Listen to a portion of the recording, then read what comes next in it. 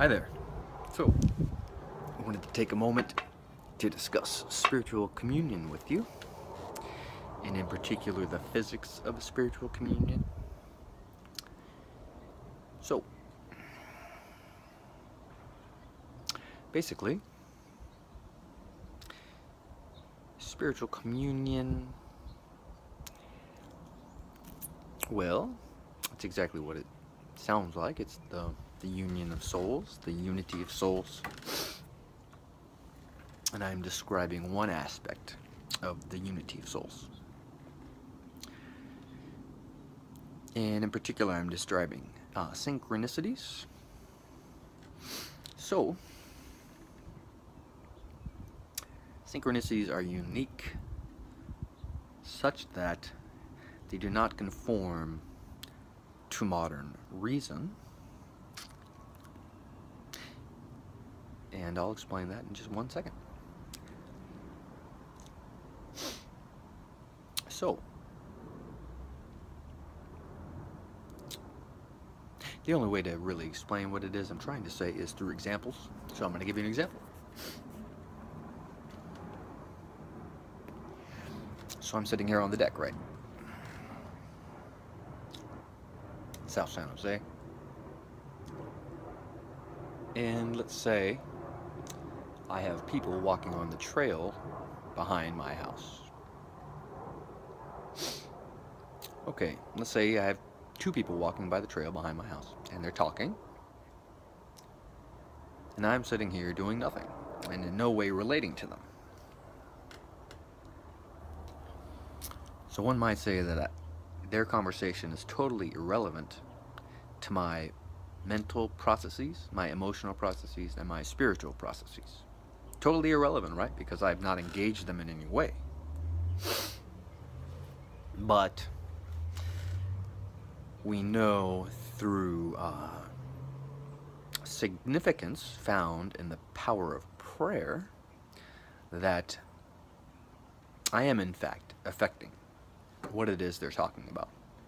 And they're affecting what it is that I'm thinking, feeling, and experiencing. But I might have, say, 1 in a million, or even 1 in a billion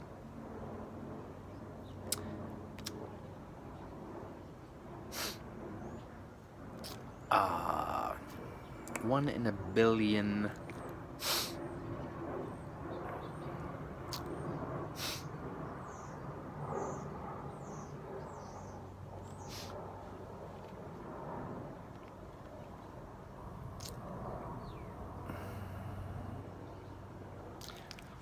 oh, it's difficult.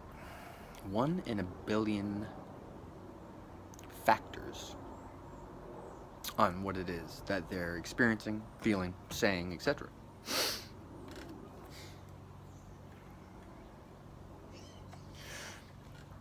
So the content of their conversation is affected by me, despite the fact that we have no direct connection. But my influence is only minuscule. It is 1 in a billion of the total number of causes behind the content of their conversation, behind what they're feeling, behind what they're experiencing, behind what they're saying. And again, that has been demonstrated by the power of prayer. Tibetan monks, or monks in India, if you're lucky enough to call them up and say, hey, I want you to pray for me or pray for my aunt and uncle who's in the hospital dying, then research has shown that prayer does indeed have a effect on the well-being of the person being prayed for.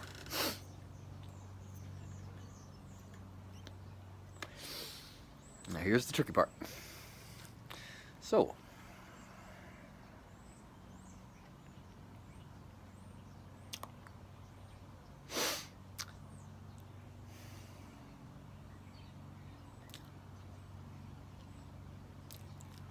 in fact, well, the former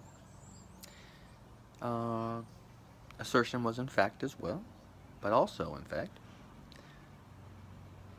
I have a great influence on the content of what it is they're saying. They have a great influence on their emotions, on their feelings, on their spirituality. And they are, in fact, their conversation, their emotions, their feelings, their thoughts are, in fact, very relevant to my personal process, very relevant to what it is that I'm feeling, thinking, and experiencing.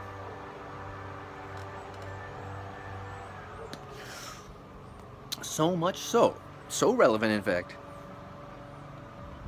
that I could say that they are causing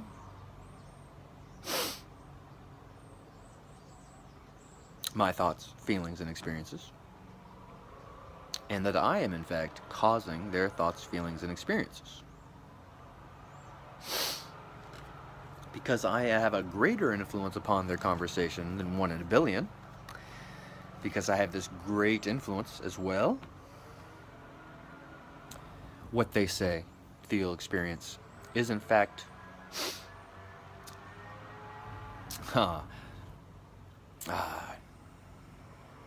very revealing about what it is that I'm thinking, feeling, or experiencing. Because there's a direct causation there. And that is what Jung, Carl Gustav Jung, termed synchronistic.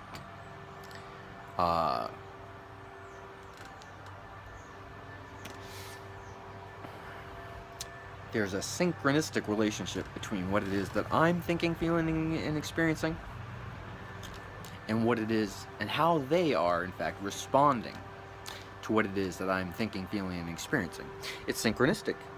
It's divine. It's relevant, very relevant, in fact, and vice versa.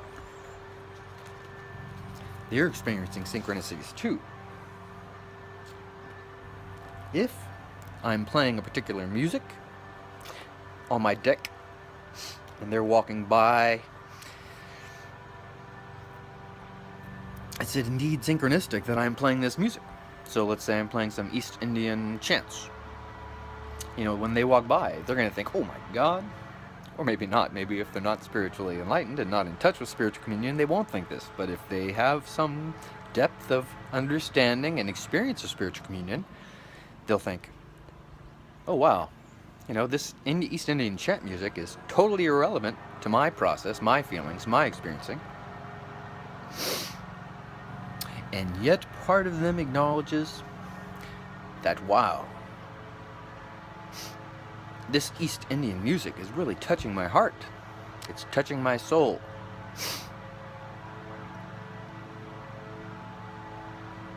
It's synchronistic. It's completely irrelevant to my personal process. So perhaps what it was that they needed in that moment was peace, and perhaps the East Indian chant music provides them with some level of peace that they had been seeking, but had not yet found.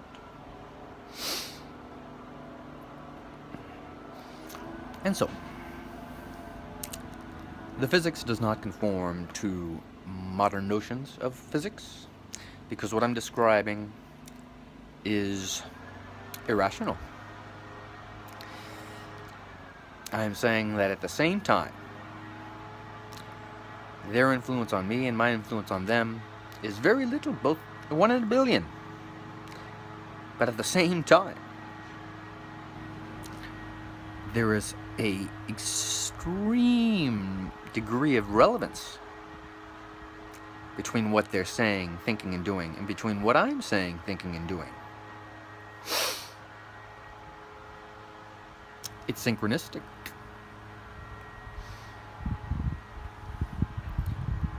So I would just encourage you to remember that reason was invented by the Greeks. Invented. And God doesn't always conform to reason. Sorry. You can use reason to discuss God, but God doesn't always conform to reason.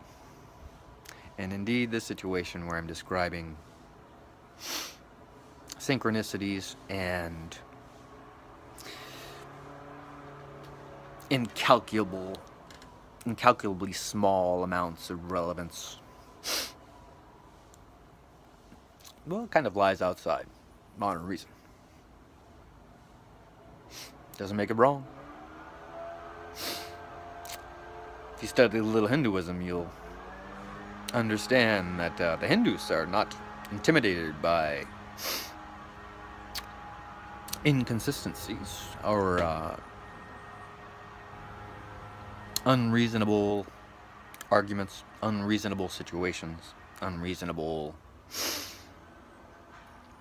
spiritual realities. Well, I hope you've enjoyed my talk on spiritual communion. There's lots more to talk about, but I just wanted to describe the physics behind spiritual communion.